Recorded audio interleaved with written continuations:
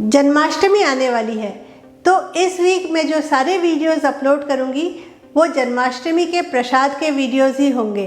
तो आज मैं आपके लिए लेकर आई हूँ नारियल पाक पंचमेवा के साथ, और अगला बुधवार और शुक्रवार का जो वीडियो होगा वो भी जन्माष्टमी के प्रसाद का ही होगा। तो चलिए आज देख लेते हैं नारियल पाक की रेसिपी। नारियल पाक या पंचमेवा पाक खाने में बहुत ही स्वादिष्ट होता है और इसे आप कई दिनों तक स्टोर करके भी रख सकते हैं। नारियल पाक बनाने के लिए सबसे पहले हम ड्राई फ्रूट्स को तैयार कर लेते हैं। तो एक नॉनस्टिक पैन में मैंने 1 चम्मच घी डाला है और इसमें ये मखाने जो है इसे मैं डाल देती हूँ। 1 कटोरी मैंने मखाना लिया है और इसे बिल्कुल धीमी आंच में हम सेकेंगे। करीब 4-5 मिनट तक इसे हम सेकेंगे तो ये बहुत ही क्रिस्प हो जाते हैं। और ये हुए कि नहीं ये देखने के लिए जैसे इसे उंगलियों के बीच में दबाएंगे ना तो बिल्कुल टुकड़े टुकड़े हो जाएंगे, तो इसका मतलब हमारा मखाना अच्छे से सीख चुका है। अब इसी पैन में और घी नहीं डालेंगे, हम मगज बीज को थोड़ा सा सेकेंगे। मगज बीज को बिल्कुल 1 मिनट हमें लो फ्लेम पे सेकना है। ये चटकने की आवाज़ आएगी, तुरंत इसे उतार देना है। अब इसी कढ़ाई में हम बिल्कुल थोड़ा सा घी डालेंगे, आधा चम्मच, और उसमें हम बादाम को डाल देंगे और बादाम को धीरे धीरे हम लो फ्लेम में सेकेंगे। बादाम को 30 सेकंड करीब सेकने के बाद इसी में हम काजू भी डाल देंगे और काजू को डालने के बाद और 30 सेकंड इसे हम सेकेंगे। इसके बाद हम पिस्ता को भी थोड़ा सा सेक लेते हैं और फिर किशमिश को हमें सबसे कम समय के लिए सेकना है, बिल्कुल 20 सेकंड 30 सेकंड के लिए, उससे ज़्यादा बिल्कुल भी नहीं। अब थोड़ा सा घी डालकर किसे हुए नारियल को भी हम इस पर डाल देते हैं। ये जो सूखा खोपरा मार्केट में मिलता है, गोला भी जिसे बोला जाता है, उसे मैंने कीस लिया था। आप चाहें तो इसे मैनुअल भी कीस सकते हैं या फूड प्रोसेसर में भी कीस सकते हैं। और अब इसे हम सेकेंगे और बिल्कुल धीमी आंच पे इसे हम सेकेंगे। 1.5 से 2 मिनट बाद ही आप देखेंगे कि खोपरा हल्का सा ब्राउन कलर का होने लगा है। इसे बहुत ज़्यादा बिल्कुल भी नहीं सेकना है, हमें बिल्कुल भी इसे ब्राउन नहीं करना है। ये रहेगा तो सफ़ेद ही, लेकिन बहुत अच्छी खुशबू भी आने लगेगी आपके किचन में। और जब आपको बहुत अच्छी खोपरे की खुशबू आए तुरंत इसे बंद कर देना है। आप किसी भी चीज़ को हाई फ्लेम में नहीं सेकेंगे, बिल्कुल लो टू मीडियम फ्लेम में सेकेंगे और बिल्कुल कम समय के लिए सेकेंगे। आपको ये ध्यान रखना है। तो अब मैं आपको सारी चीज़ें दिखा रही हूँ। ये सिके हुए मखाने, ये मगज बीज, काजू, बादाम, किशमिश, पिस्ता और सिका हुआ किसा हुआ नारियल। और अब इस बादाम को हम चाहे तो चाकू से काट लेंगे या खलबत्ते में थोड़ा कूट लेंगे। पिस्ता को भी मैंने बारीक बारीक काट लिया है और काजू को मैं ऊपर से डेकोरेट करूँगी, इसलिए काजू को मैंने हाफ किया है। और अब एक छोटे से खलबत्ते में मैं आपको मखाने तोड़कर दिखा रही हूँ।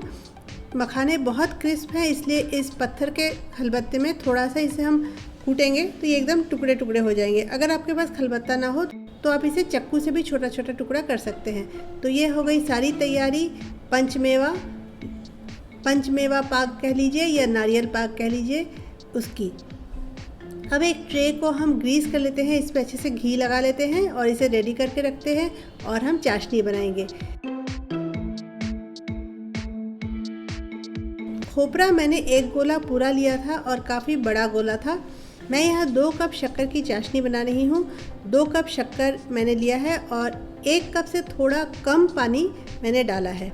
और शुरू में हम फ्लेम एकदम कम रखेंगे ताकि शक्कर पूरी पानी में घुल जाए। और जब शक्कर पानी में अच्छे से घुल जाए और थोड़ा चाशनी उबलने लगे, उसके बाद इसमें हम डाल देंगे इलायची का पाउडर। और चाशनी हमें चाहिए 1 तार की। तो चाशनी जब पक जाए तो थोड़ा सा चाशनी हम चम्मच में उठा लेते हैं और अब इसे हम 2 उंगलियों के बीच में रख के देखते हैं। दोनों उंगलियों को जब हम खींचते हैं तो एक पतली सी तार बननी चाहिए। तो ये तार बन रही है, तो ऑलमोस्ट 1 तार की चाशनी हमारी तैयार है। तो उससे हम जो भी चीज़ बनाएं वो आसानी से जम जाती है। तो चाशनी हमारी तैयार है। अब इसमें हम सारी चीज़ें डालेंगे, लेकिन पिस्ता, काजू और मगज बीज में ऊपर से डेकोरेट करूँगी तो उसे मैं नहीं डालूँगी। उसके छोड़ बाकी जो सारी चीज़ें थी वो हम डाल देंगे। खोपरा, मखाना, बादाम, किशमिश, इन सबको हम डाल के अच्छे से इसे थोड़ा सा लो फ्लेम पे अच्छे से हम इसे चलाते हुए कुक कर लेंगे। और अब देखिए कि देखकर ही समझ में आ रहा है कि एकदम जमने लायक हो गया है। तो इसे हम ग्रीस किए हुए ट्रे के ऊपर डाल देंगे और इसे हम इसी लकड़ी के चम्मच से अच्छे से फैला भी देंगे और साथ ही थोड़ा दबाते भी रहेंगे।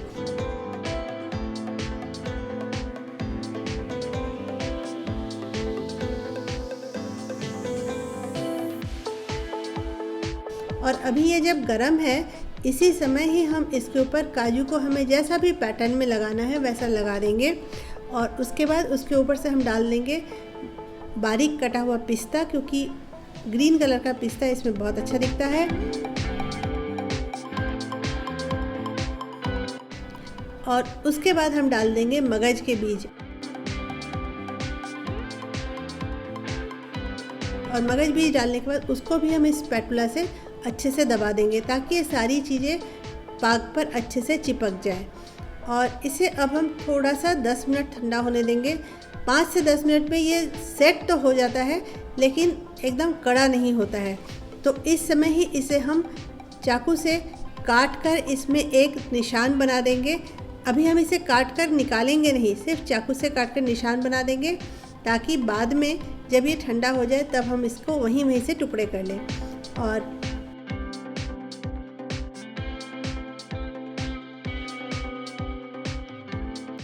अब इसे हम 1 घंटे के लिए और रहने देते हैं। 1 घंटे बाद अब इसे हम निकालेंगे तो नीचे हमारा ये घी लगा हुआ था, तो इसे हम गैस के ऊपर 10 सेकंड के लिए थोड़ा सा हल्का गरम कर देंगे, जिससे घी मेल्ट हो जाएगी और नारियल का पाग एकदम आसानी से निकल कर आ जाएगा। तो ये पाग हमारा निकल कर आ गया है।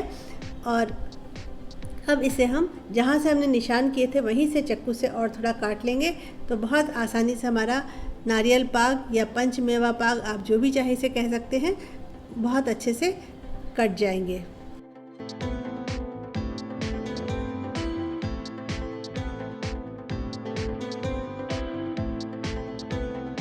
और देखिए ये हमारे टुकड़े तैयार हो गए। और भोग के ऊपर हम रख देते हैं एक तुलसी का पत्ता।